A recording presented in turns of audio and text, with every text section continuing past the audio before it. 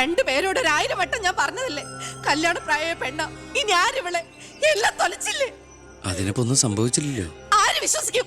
ഇത്രയും പേരുടെ മുന്നിൽ വെച്ച് മറുപടി പറഞ്ഞു പറഞ്ഞു ഞാൻ മടുത്തു. എങ്ങനെ ആശ്വസിപ്പിക്കണ്ടെന്ന് എനിക്കറിയില്ല. ഈ സമയത്ത് പറയുന്നത് ശരിയാണോന്നും അറിയില്ല. ഒരു സഹതാപത്തിന്റെ പുറത്ത് ചോദിക്കുന്നതല്ല. എനിക്കിഷ്ടമാണ് അവളെ. ഞാൻ നോക്കിക്കോളാം, പൊന്നുപോലെ.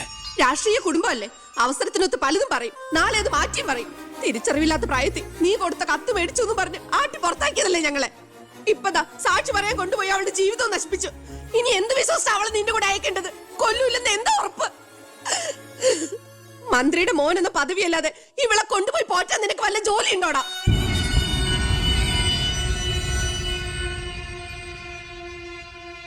ഇനി മേലാൽ ഇമാതിരി വർത്താനം പറഞ്ഞ് ഈ വീടിന്റെ പരിസരത്തെങ്ങാനും വന്ന ദേവകിയുടെ ശരിക്കുള്ള സ്വഭാവം നീ അറിയും.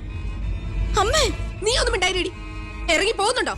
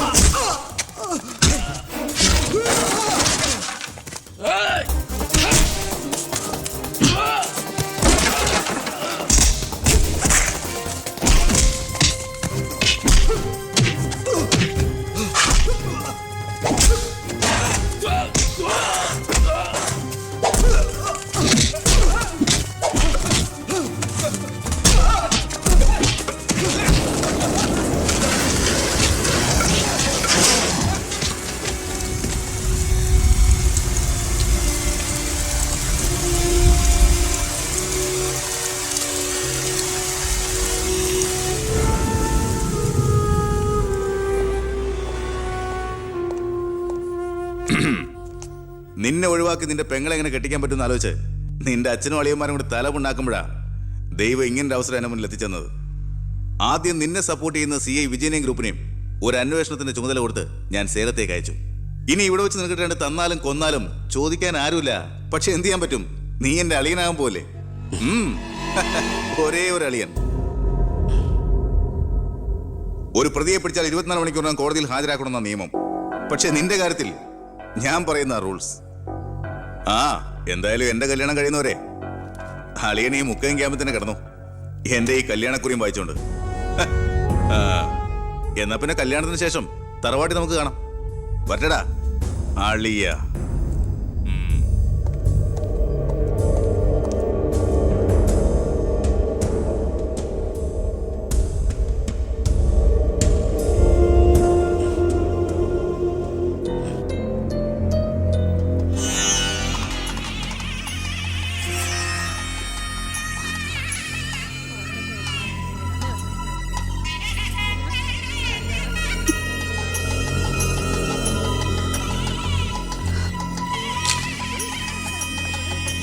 ഇതുവരെ റെഡി ആയില്ലേ? വരണം കൂട്ടിൽ ഇപ്പൊ ഇങ്ങെത്തും. പവിത്ര, ഉണ്ണിയെ കുറിച്ച് വല്ല വിവരവും കിട്ടിയോ? ഫോണിൽ കിട്ടിയപ്പോ ഞാൻ വിവരം പറഞ്ഞതാ. അവനിതോ തിരക്കിലാണ്, വരാൻ പറ്റില്ല എന്ന് പറഞ്ഞു. അത് ശരി. സ്വന്തം പെങ്ങളുടെ കല്യാണത്തിന് അവന്റെ ഒരു തിരക്ക്. അവനിങ്ങ് വരട്ടെ. പബ്ലിക് വല്ല അടിച്ചു കയറുന്നുണ്ട്. ഓടിച്ചോടി ഇപ്പത്തിന് ഫുൾ. അതൊക്കെ ഞാൻ നോക്കിക്കോളാം, വേറെ കുഴപ്പമൊന്നുമില്ലല്ലേ. മകളെ എല്ലാം റെഡിയാ? കുഴപ്പമൊന്നുമില്ല അല്ലേ? അച്ഛൻ ടെൻഷൻ അടിക്കാതെ. 2-3 VIP സീറ്റുകൾ ഒഴിച്ചിടണം. കേന്ദ്രമന്ത്രി വിശാൽ ശർമ്മ എയർപോർട്ടിൽ എത്തിക്കാനായിട്ടു. ഓക്കെ.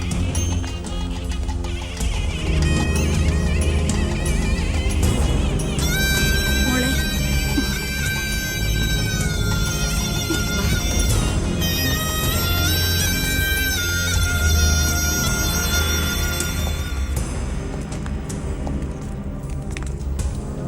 ഏഴ് ദിവസം മുഖ്യം ക്യാമ്പിൽ കടത്തിയിട്ട് ജഡ്ജ്മെന്റ് പറഞ്ഞു കേട്ടില്ലേ, ഇന്നലെ ഉച്ചയ്ക്ക് കസ്റ്റഡിയിലെടുത്താണെന്ന്.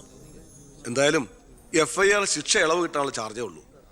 നിന്നെ ഒഴിവാക്കി നിന്റെ പെങ്ങളുടെ കല്യാണം നടത്താനുള്ള തന്ത്രമായിരുന്നു അതിന് പിന്നിൽ. അത് വെറും കല്യാണമായിരുന്നില്ല. കേന്ദ്രം ഭരിക്കുന്നവരടക്കം കേരളത്തിലെ സകല മന്ത്രിമാരുണ്ടായിരുന്നു. ആരുണ്ടായാലും എന്താ, ഒരേ ഒരു മകനെ ജയിലിൽ അടച്ചിട്ടല്ലേ.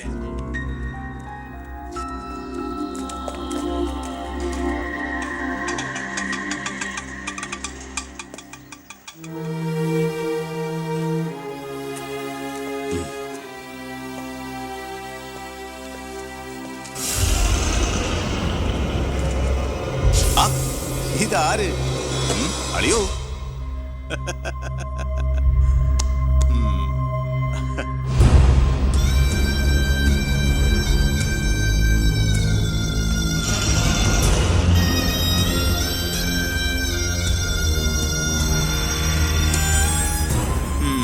ഒരു ദൂരയാത്ര കഴിഞ്ഞ് വരുന്ന ലക്ഷണമുണ്ടല്ലോ. അളിയൻ ഇത്രയും ദിവസം എവിടെയായിരുന്നു? നീ ഇങ്ങനെ നോക്കി നിൽക്കുന്ന അളിയന് പോയി ഒരു ചൂട് ചായ എടുത്തോണ്ട് വാ. ചെല്ല്. എന്തിനാ ഇപ്പൊ അങ്ങോട്ട് വന്നത്? കാണണ്ട നിന്നെ എനിക്ക്. വീട്ടിലൊരു നല്ല കാര്യം നടക്കുമ്പോ നാട് നന്നാക്കാൻ നടക്കുന്നു. മന്ത്രിയായി നിന്റെ അച്ഛനൊക്കെ തിരക്കുണ്ടോടാ നിനക്ക്? ഞാനില്ലായിരുന്നെങ്കിൽ എന്താമേ, ഇവിടുത്തെ കാര്യങ്ങളൊക്കെ ഭംഗിയായിട്ട് നടത്താൻ എല്ലാരും ഉണ്ടല്ലോ. എത്തിയോ വിമതൻ? വിമതൻ. ചെറുപ്പകാലത്ത് ആവേശമായിരുന്നു എനിക്ക് എൻ്റെ അച്ഛൻ. മനസ്സുകൊണ്ട് രാഷ്ട്രീയ ഗുരുവെ കണ്ടിട്ടാ ഞാൻ രാഷ്ട്രീയത്തിലേക്ക് ഇറങ്ങിയത്. പക്ഷേ അടുത്തറിഞ്ഞപ്പോ തെറ്റുകളിൽ നിന്നും തെറ്റുകളിലേക്കാണല്ലോ അച്ഛൻ പോയിക്കൊണ്ടിരിക്കുന്നത്. എന്റെ കൂടെപ്പുറപ്പിനെ മനസ്സിലാക്കിയില്ലല്ലോ. വളരെ വിഷമമുണ്ട്, സഹതാപമുണ്ട്.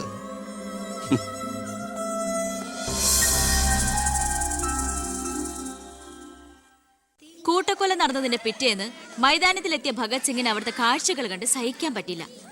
ചോര പുരണ്ട ഒരു പിടി മണ്ണ് കയ്യിലെടുത്ത് ആ ബാലൻ പ്രതിജ്ഞ ചെയ്തു, ഞാൻ എന്നെ തന്നെ രാജ്യത്തിനായി സമർപ്പിക്കുന്നു. എന്താ അവിടെ നോക്കട്ടെ, എവിടുന്നത് ചോദിച്ചാടില്ലേ? അന്ന് കണക്ക് സാറിനെ വെട്ടിക്കൊല്ലാൻ വന്നില്ലേ, അയാളുടെ കയ്യിൽ നിന്ന് തെറിച്ചു പോയതാ. സർ, ഇതാണ് ആ ഫോൺ. പ്രസാദ് കൊല്ലപ്പെട്ട സമയത്ത് പ്രതിയിൽ നിന്ന് നഷ്ടപ്പെട്ടതാണിത്. സർ, പ്രസാദ് കൊല ചെയ്യപ്പെടുന്നതിന് മുമ്പ് ഈ ഫോണിൽ നിന്നുള്ള ലാസ്റ്റ് ഔട്ട് ഗോയിങ് കോള് മന്ത്രി ബാലഗംഗാധരന്റെ ഫോണിലേക്കായിരുന്നു. റിമാൻഡിൽ കഴിയുന്ന പ്രതിയെ വീണ്ടും ചോദ്യം ചെയ്തപ്പോ മന്ത്രിയുടെ പങ്കിനെ കുറിച്ച് വ്യക്തമായ സൂചന ലഭിച്ചിട്ടുണ്ട് സർ. അത് മാത്രമല്ല സാർ, മണിമലയാർ ഡാം അഴിമതി കേസിൽ 2 വട്ടം നോട്ടീസ് അയച്ചിട്ടും മേനോ ഹാജരായിട്ടില്ല. തനിക്കിതൊന്നും ബാധയല്ല എന്ന മട്ട മേനോനുള്ളത്.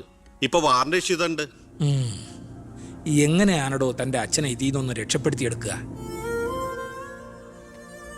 അച്ഛൻ ശിക്ഷിക്കപ്പെടണമെന്ന് ലോകത്ത് ഒരു മകനും ആഗ്രഹിക്കില്ല, ഞാനും. പക്ഷെ ആര് കുറ്റം ചെയ്താലും ശിക്ഷിക്കപ്പെടണം സാർ. പ്രത്യേകിച്ച് ജനങ്ങൾക്ക് മാതൃകയാകേണ്ടവർ. ശിക്ഷയിൽ നിന്ന് രക്ഷപ്പെടുമ്പോഴാണ് വീണ്ടും വീണ്ടും തെറ്റുകൾ ചെയ്യാനുള്ള ആത്മധൈര്യം കൂടുന്നത്. ഇത് അച്ഛനെ രക്ഷപ്പെടുത്തലായി നമുക്ക് കണക്കാക്കാം. തെറ്റുകൾ തിരുത്താനും പശ്ചാത്തപിക്കാനുള്ള ഒരു അവസരം. ഒരുപക്ഷെ ഇതിലൂടെ ഒരു മനമാറ്റ അച്ഛനുണ്ടായാൽ. അല്ലേ സാർ? കൂടുതലൊന്നും ഇക്കാര്യത്തിൽ എനിക്ക് പറയാനില്ല.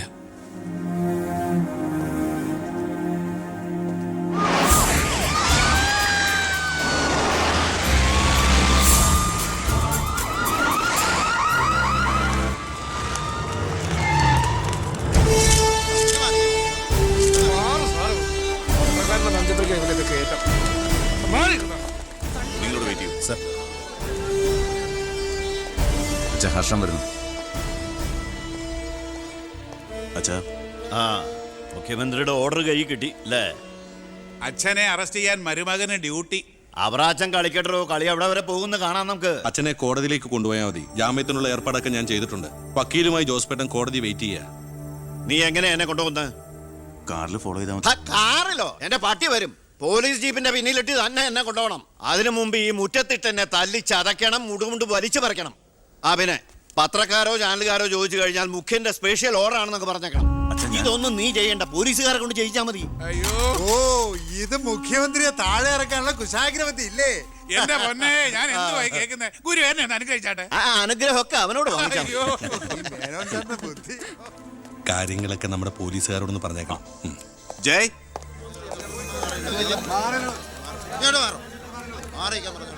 പത്രക്കാരും ചാനലുകാരും ഒക്കെ റെഡിയാ. എന്നാ പിന്നെ തുടങ്ങിക്കോ. നടക്കണം സാർ. പിടിച്ചു തള്ളണോ?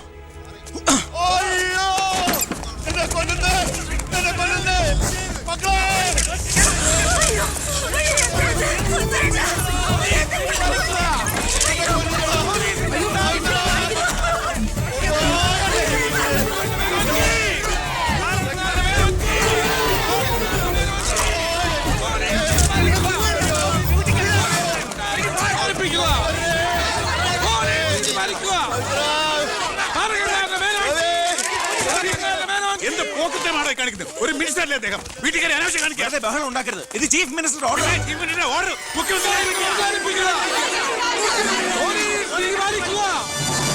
നമസ്കാരം. പ്രധാന വാർത്തകൾ. മന്ത്രി ബാലഗംഗാധര മേനോന്റെ അറസ്റ്റിൽ പ്രതിഷേധിച്ച് കേരളത്തിൽ പലയിടങ്ങളിലും അക്രമങ്ങൾ.